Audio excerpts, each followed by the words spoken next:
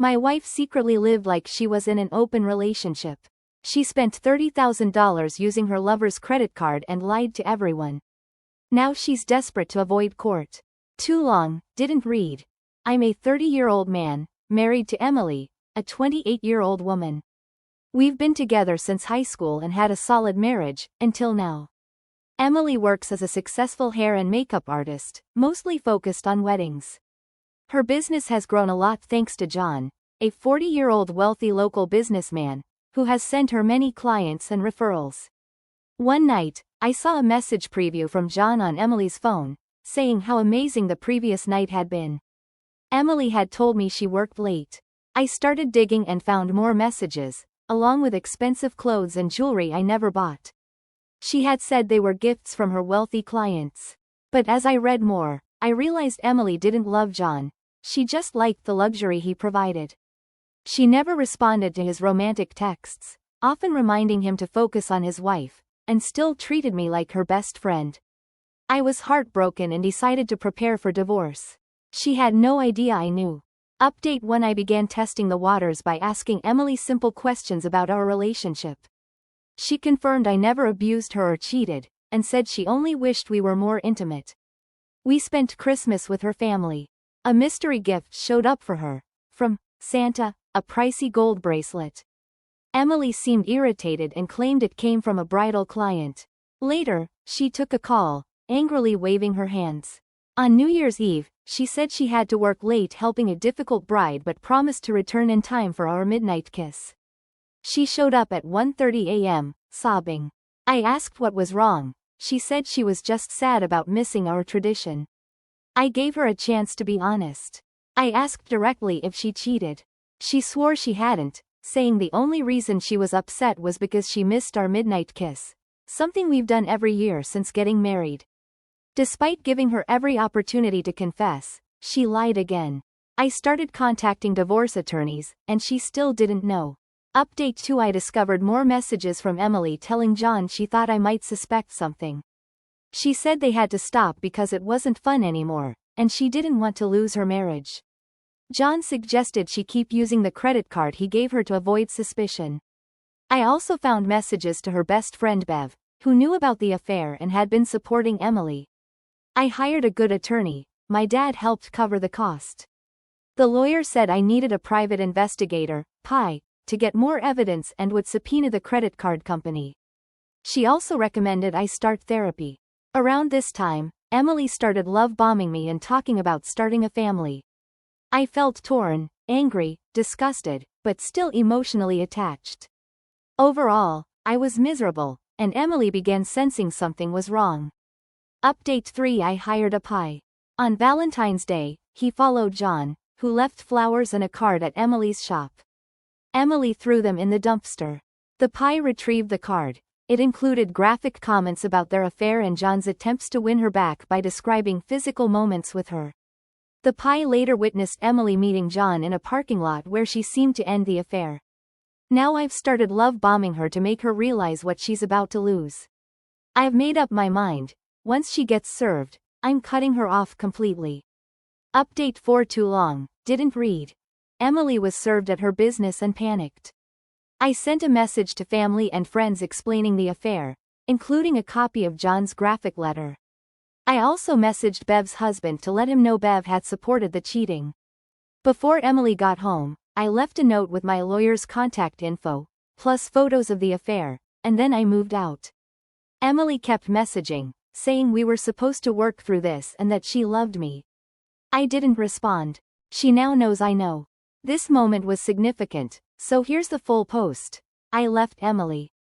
We filed the divorce paperwork, petition, summons, standing orders, etc. The PI also acted as the process server and wore a body camera for legal reasons. That afternoon, I watched the footage from my hotel room. The PI approached Emily at her station, where she was chatting with her coworkers. He held up a manila envelope and said he had legal documents for her. She looked shocked and didn't move. He explained they were divorce papers and advised her to contact an attorney. She still didn't take the envelope, so he dropped it at her feet, told her she'd officially been served, wished her a good day, and walked away. Morgan Freeman voice. Emily did not have a good day. As he walked out, I could hear her breathing hard and saying, "What? What is this? Really, Emily? You're surprised?" I stayed home and, once the pie called to say he was serving her, I contacted her dad. Since my mom passed away, I'd treated her mom like a mother. But I couldn't bring myself to speak to her. I briefly told Emily's dad that Emily had cheated, I was filing for divorce, and he'd receive an email soon with all the proof. I told him they needed to get to the house right away to support her. He agreed and said he hoped we could somehow fix the marriage. But Emily's mom must have overheard. She took the phone, put it on speaker, and asked if it was true. I confirmed the affair and said they'd get all the details via email. She began crying and apologized to me. She was the first person close to me who actually said sorry. It reminded me of my late mother's comfort, and I broke down. I started crying, barely whispered, "I have to go," and hung up as she was saying, "No, wait." I packed my work laptops and filled 2 large suitcases with clothes. My attorney had advised me to remove cameras from the bathrooms and bedrooms before I left.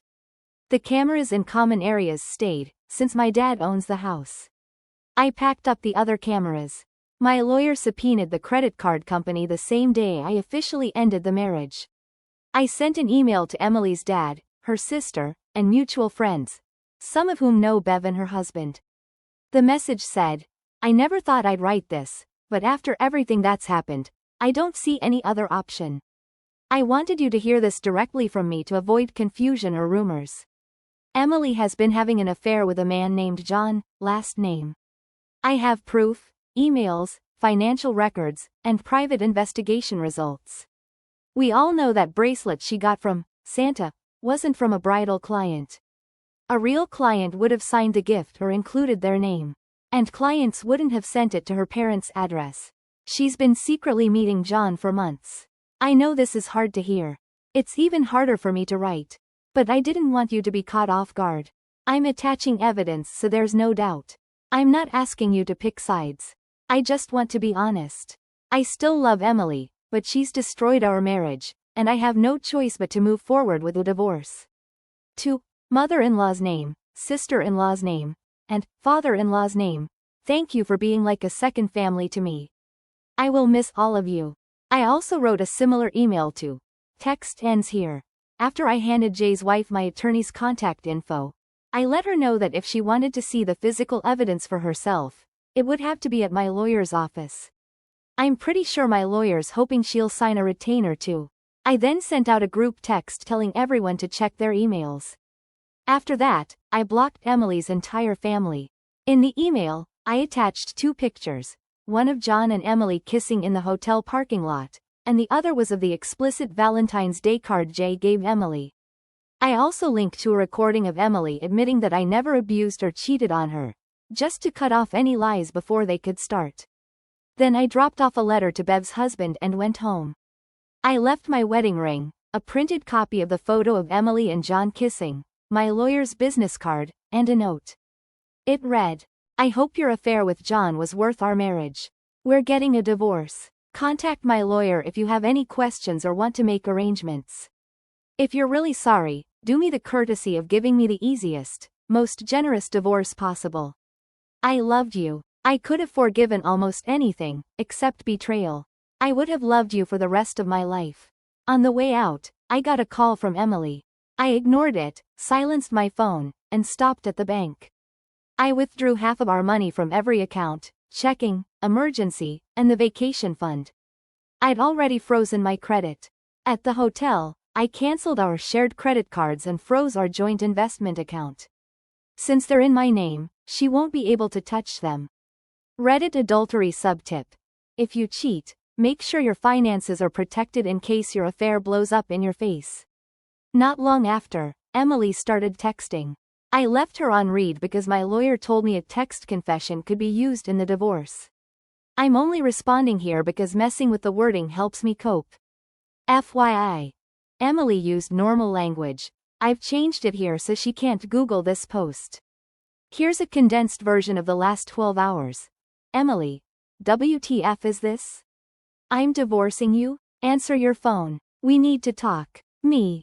Nope. Had enough gaslighting for one lifetime. Then came a flood of missed calls and more texts. I don't know what you think you know, but I can explain. It's not what you think. You're right. I'm a stupid idiot who'll believe anything you say. We love each other. We're supposed to work through mistakes. Oops. My hoo-ha fell onto Jay's wee-wee repeatedly for a year. Oopsie. Finally, a confession by text. Bingo. I know I messed up. But don't do this. Don't leave like this. Me. Write to my lawyer. I never stopped loving you. I never loved him. Me. Another gift. Write to my lawyer. Her tone shifted. You're overreacting. Acting like I didn't try to fix things. Me. Build a time machine, Emily. Then, are you really going to ghost your own wife? Consults Magic 8 Ball. All signs point to yes. Her parents showed up. What the hell did you do?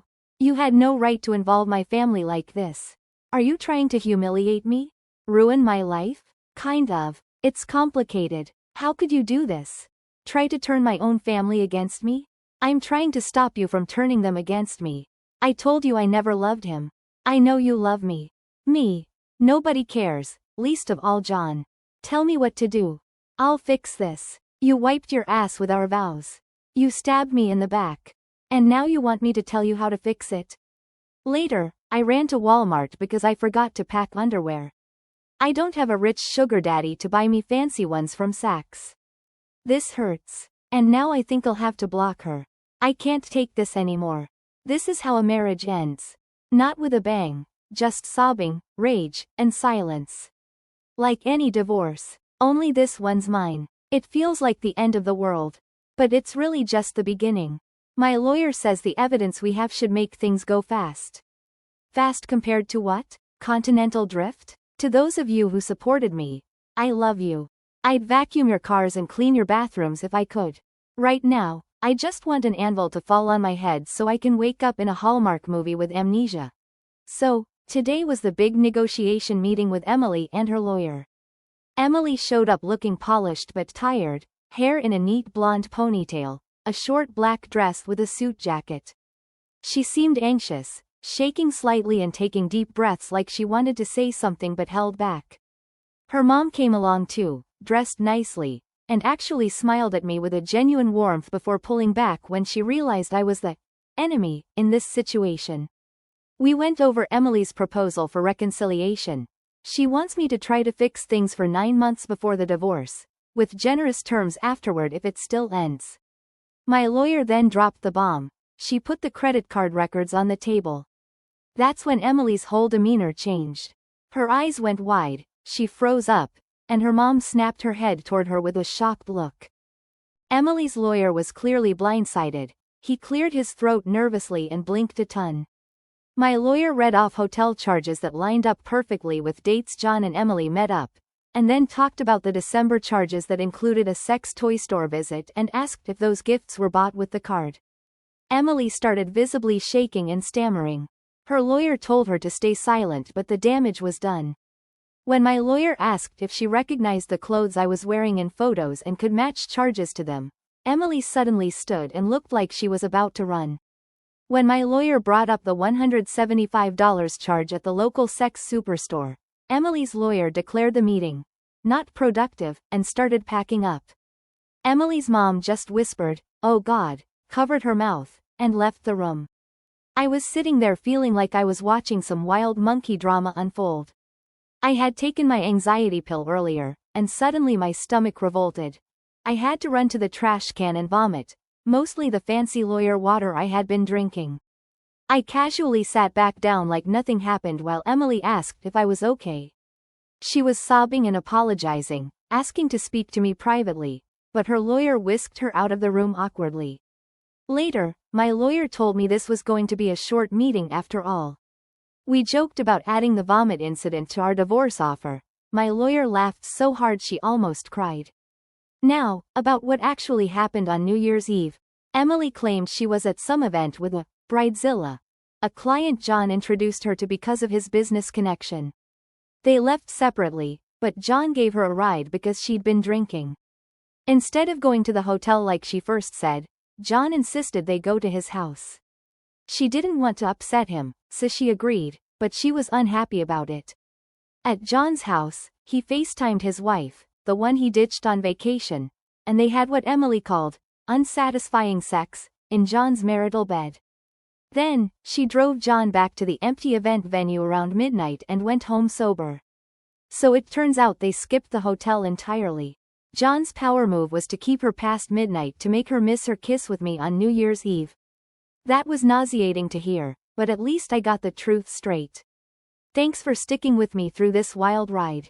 If you want to keep up with this drama, make sure to subscribe and hit the bell so you don't miss the next episode.